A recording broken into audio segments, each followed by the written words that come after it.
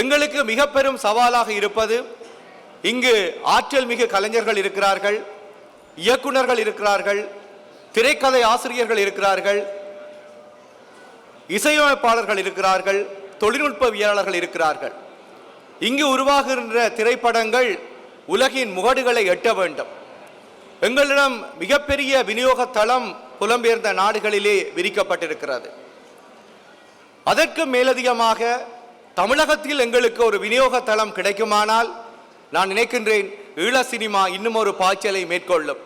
இன்றைக்கு இங்கு வருகை தந்திருக்கின்ற கவிப்பேரசு முதற்கொண்டு எங்களுடைய அன்புக்குரிய ஆளுமைகள் அனைவரும் ஈழ சினிமாவுக்கான இன்னும் ஒரு விநியோக தளத்தை தமிழகத்திலும் திறந்து தர வேண்டும் என்று தாழ்மையுடன் கேட்டு நிற்கிறேன்.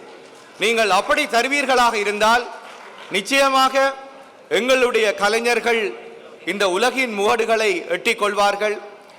இது கதைகள் மலிந்த பூமி. அண்ணன் சிங்கம்புலி அவர்கள் சொன்னது போல இங்கு ஒவ்வொருவரிடமும் பல கதைகள் இருக்கின்றன.